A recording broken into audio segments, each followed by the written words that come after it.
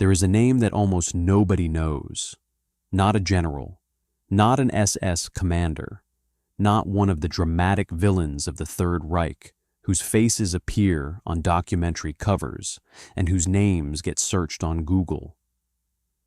Just a short, stocky man with a round face and a party badge on his lapel who sat in an office and processed paperwork.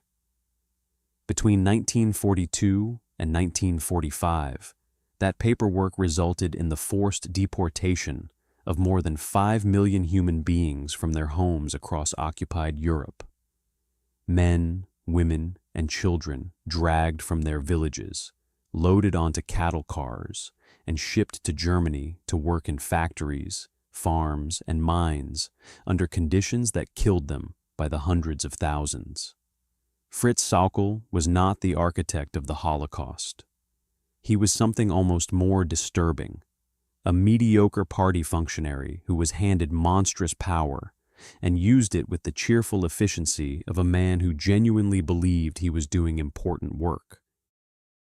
The Nuremberg tribunal called his operation the largest slave labor program in history, larger than ancient Rome, larger than the American South, larger than anything the world had seen before or since. Fritz Sauckel organized it from a desk, and almost nobody remembers his name.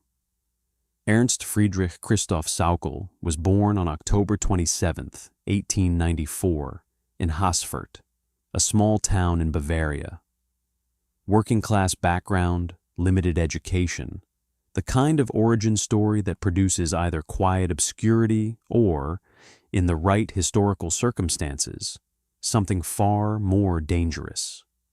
He left school at 15 and went to sea as a merchant sailor. He worked on ships for years, traveling the world, developing the kind of practical toughness that comes from hard physical labor. When World War I began, he was working on a Norwegian vessel and was interned as an enemy alien, spending years in French captivity, returning to Germany only after the war ended. He came back to a country that had lost everything. The defeat, the humiliation of Versailles, the economic chaos of the early Weimar years, all of it hitting a young man with no education, no connections, no prospects, and a burning sense that Germany had been betrayed. He worked in a factory. He struggled. He looked for explanations and found them in the nationalist movements that were spreading through Germany like wildfire.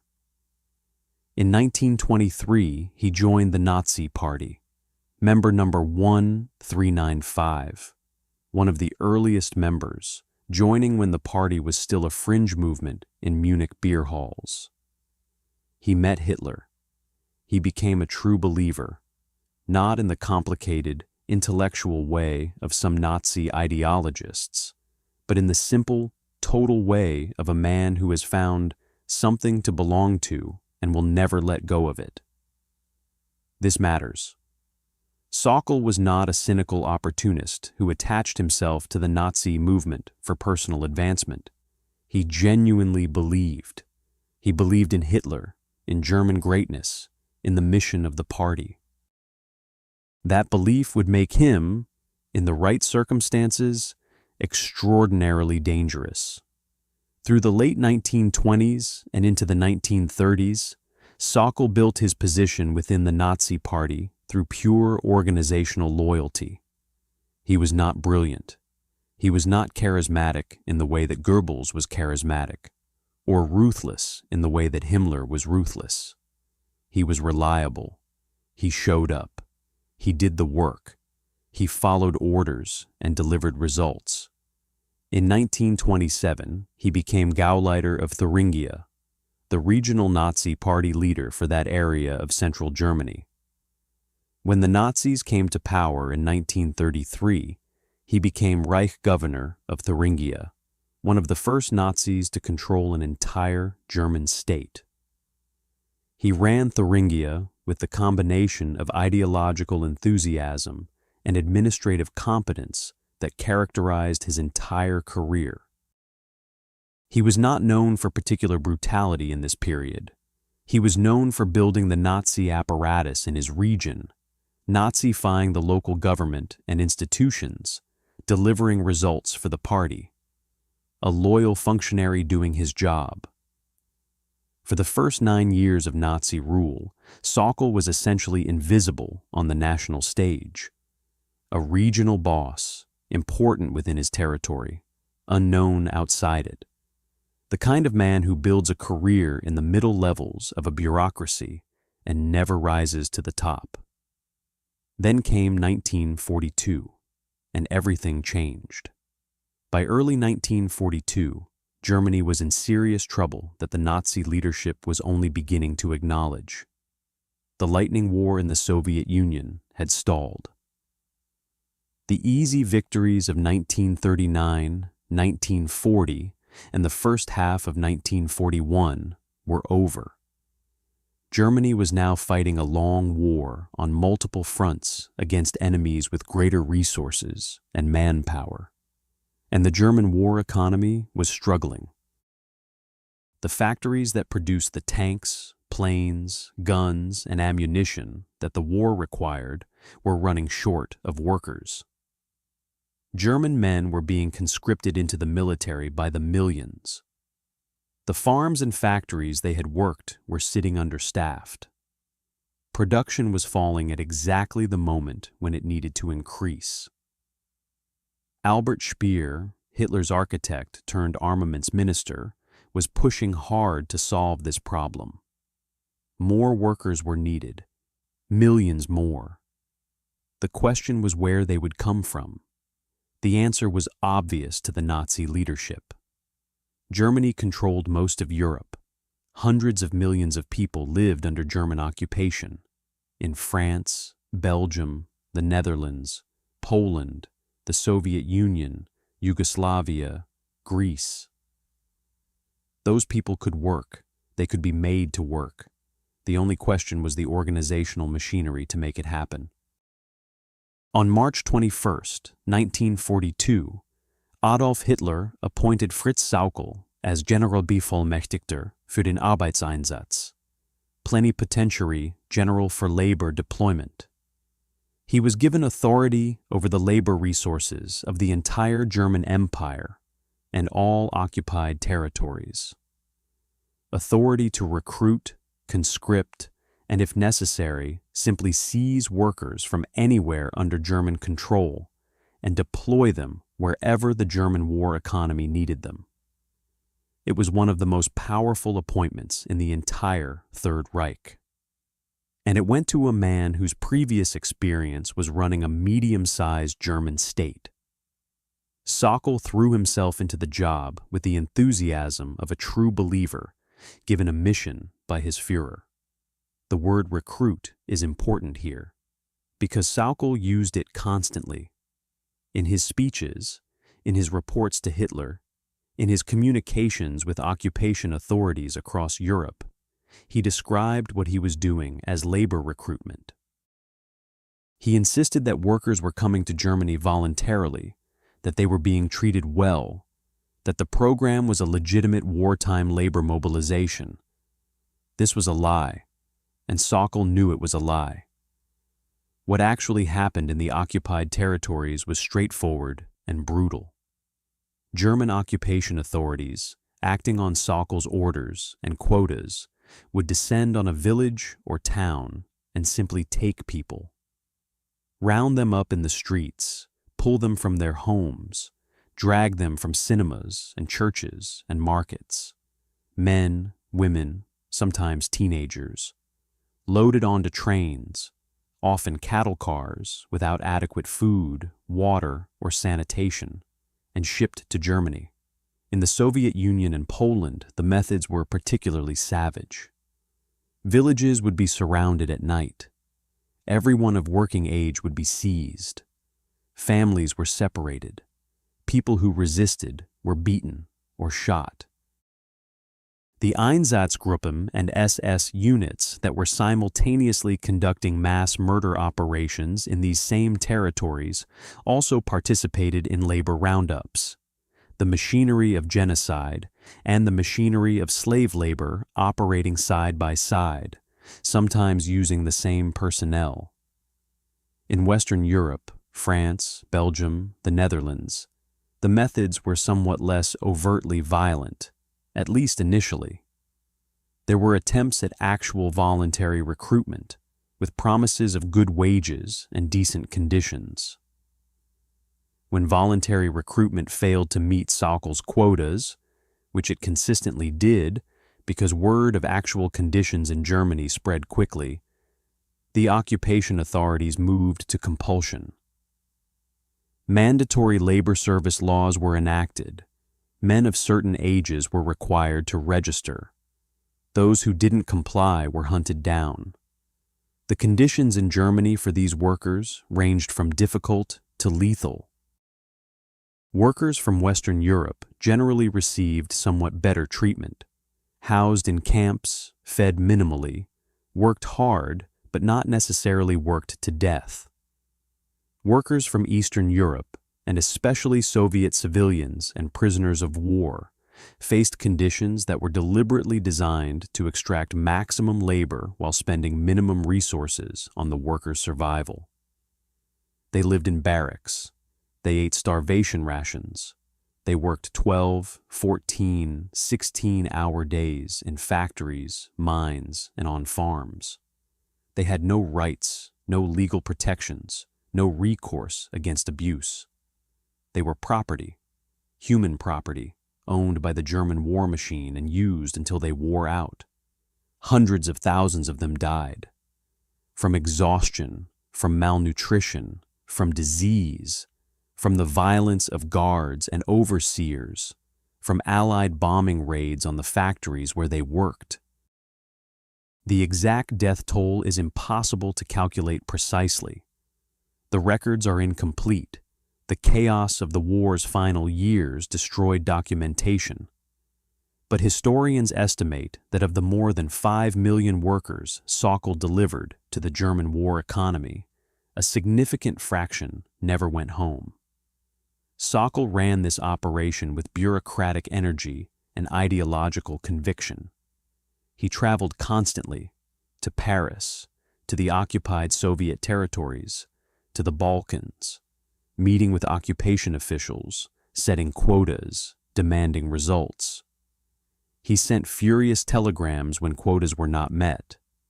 He escalated pressure on local authorities who were not delivering enough workers.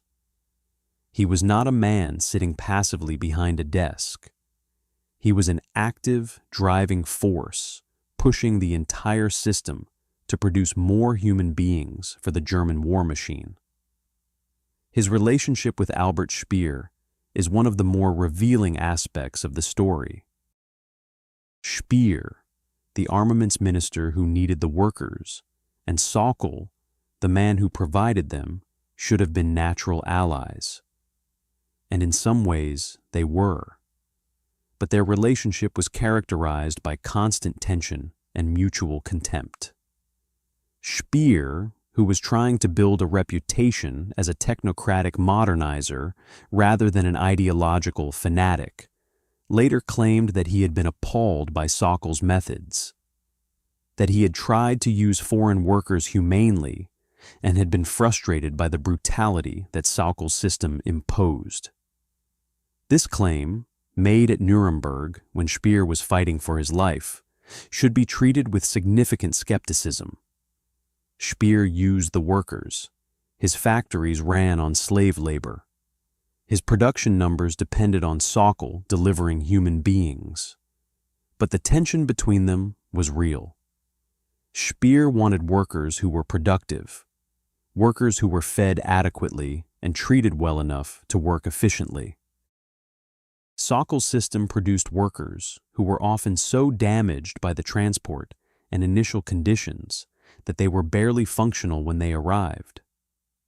The two men fought constantly about quotas, about treatment, about authority.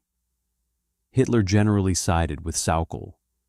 The Führer trusted the old party faithful, the man with membership number 1395, over the glamorous architect who had joined the movement later.